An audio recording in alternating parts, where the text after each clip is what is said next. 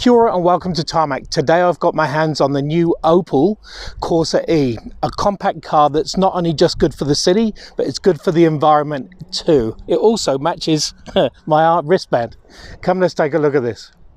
Now, although Opel is relatively new in New Zealand, they did try to launch a little while ago, but this is the big new launch for them.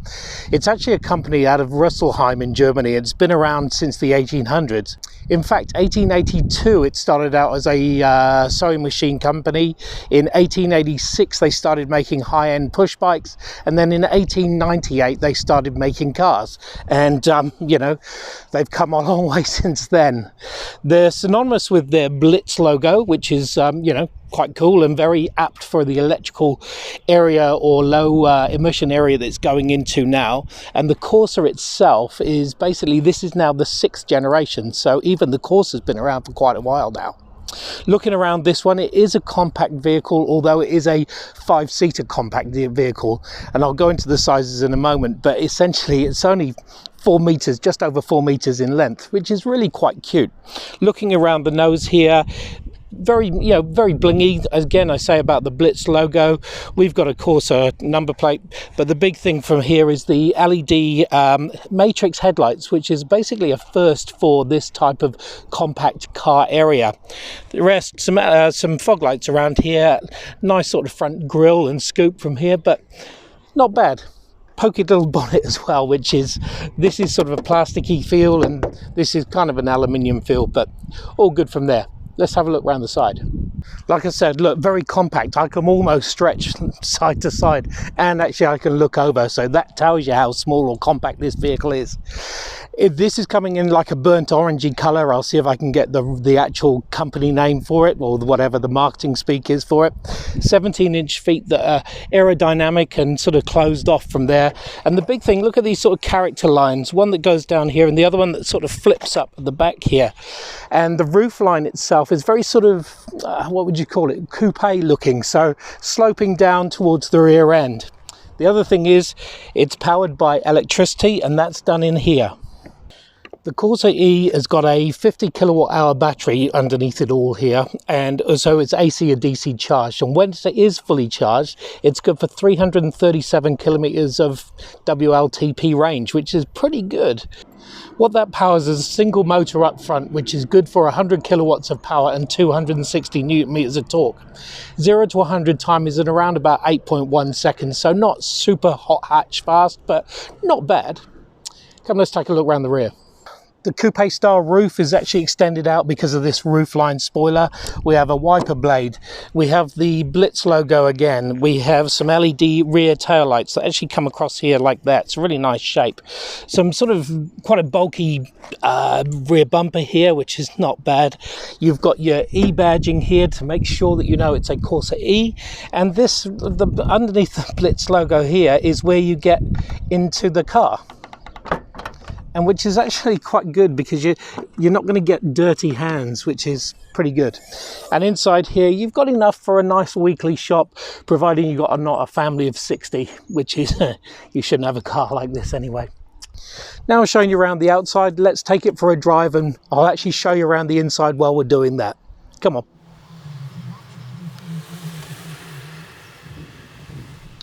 Now, like I said, it's not exactly super fast off the mark, but being an EV means that you are sort of semi-pushed back in your seat, so you do have that instant torque, which is awesome.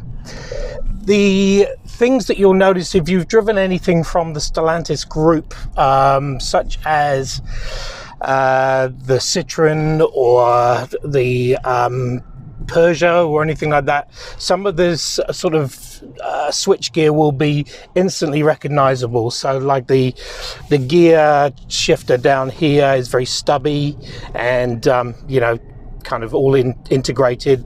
The handbrake is electronic, so again makes this semi uncluttered as you're looking around.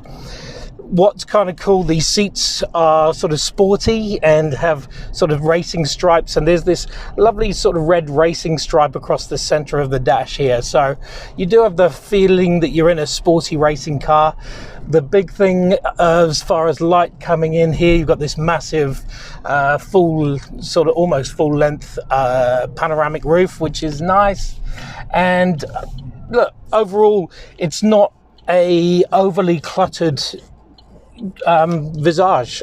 Infotainment screen has got your usual apps on it, but also things that I wanted to point out is going into the electric side of things.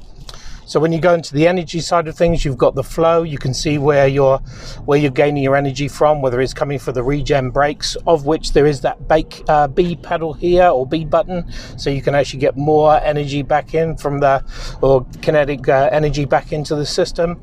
You've got your stats, so you can see how efficient you've been, and also your charging data. So when you can set your time as to when you want to get the vehicle charged.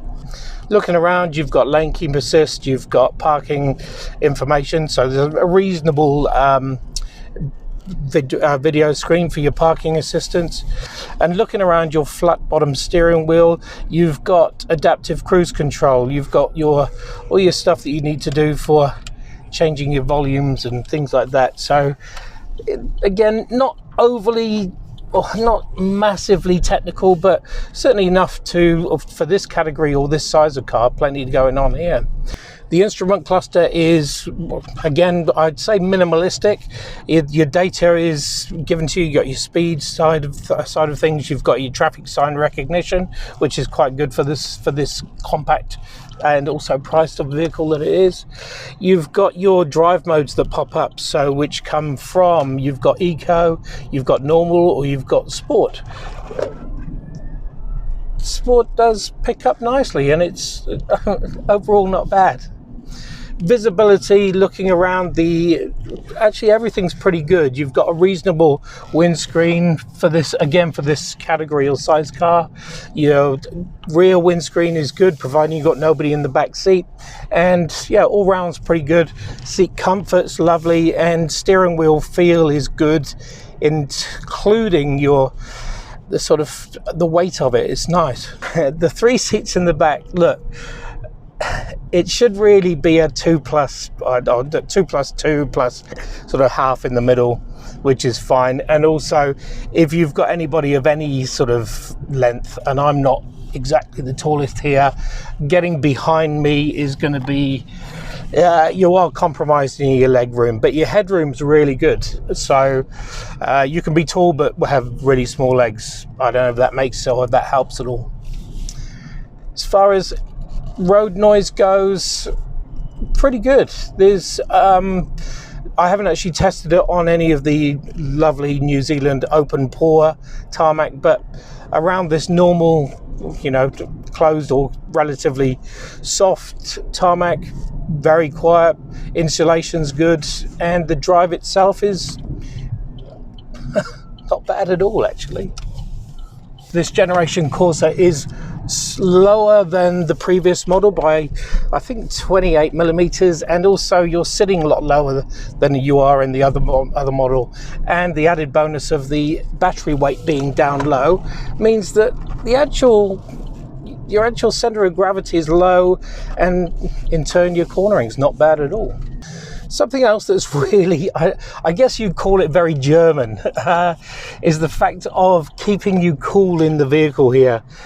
What they've done, or what Opel have done, is got rid of the your usual air conditioning unit and replaced it with a heat pump or a cooling pump. What that means is that there's less energy drawn from it, but you still manage to stay pretty cool. I think that's kind of a nice way to get round the problems of any energy drawing. So that does mean that you're left with a battery that does give you 330 kilometers of range, which is, if you're going to use this for around town, which pretty much this is where it's going to live, is pretty awesome.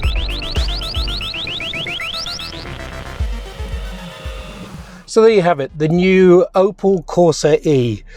Low emissions and no emissions are on their cards as far as their direction and their focus, and this is obviously no emissions. It's great in that area and that demand.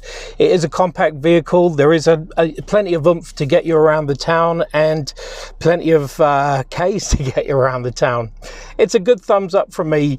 I think there are some of the finishes are a little bit plasticky and a little bit I guess cost saving, but overall it's a sporty little number that is a joy to drive.